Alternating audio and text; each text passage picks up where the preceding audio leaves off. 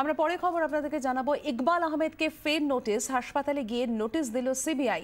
22শে জুনের মধ্যে হাজিরা দিতে নির্দেশ। আমরা এই বিষয়ে আরো বিস্তারিত জানবো, আমাদের প্রতিনিধি বিক্রম দাস আমাদের সঙ্গে রয়েছেন।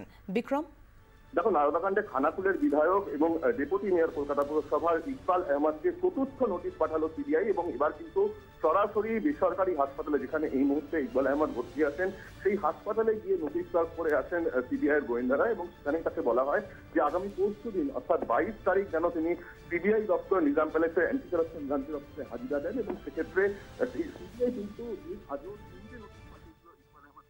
বিক্রম, একটু যদি স্থান পরিবর্তন করে কথা বলো, স্পষ্ট তো শোনা যাচ্ছে না তোমার কথা।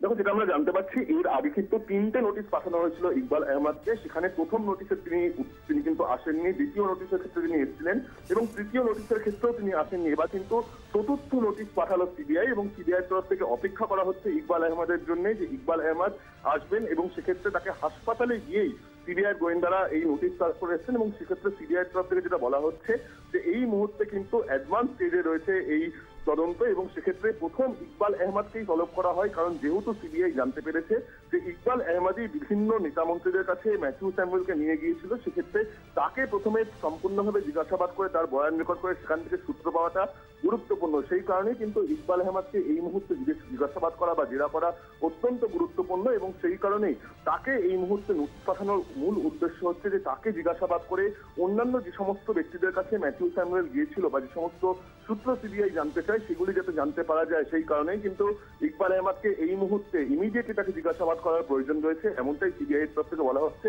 অত্যন্ত তাৎপর্যপূর্ণ বিষয়, টানা কিন্তু নোটিশ দেওয়া হচ্ছে, যেখানে ইকবাল আহমদ বেসরকারি হাসপাতালে ভর্তি রয়েছেন অসুস্থতার জন্য, সেখানেও কিন্তু সিবিআই পৌঁছে গেছে এবং সেখানেও সিবিআই তাকে নোটিশ ধরাচ্ছে। কারণ সিবিআই মনে করছে যে এই মুহূর্তে তাকে জিজ্ঞাসাবাদ করে যদি সূত্র বা তথ্য পাওয়া যায় তাহলে কিন্তু এই তদন্তের অনেকটাই অগ্রগতি হবে এবং তার বয়ান অনুযায়ী বা তার বয়ানের সঙ্গে ম্যাথিউ স্যামুয়েলের বয়ানের করোবোরেশন করিয়ে বা অন্যান্য যে সমস্ত সূত্র বা তথ্য সিবিআই এই মুহূর্তে হাতে পেয়েছে সেগুলিকে একত্রিত করে কিন্তু অন্যান্য যে সমস্ত অভিযুক্তরা রয়েছে নারদাকাণ্ডে তাদেরকে জিজ্ঞাসাবাদ করা যাবে এবং এই কারণে কিন্তু তাকে চতুর্থ নোটিশ পাঠানো হলো। ধন্যবাদ বিক্রম দাস আমাদের প্রতিনিধির সঙ্গে কথা বললাম।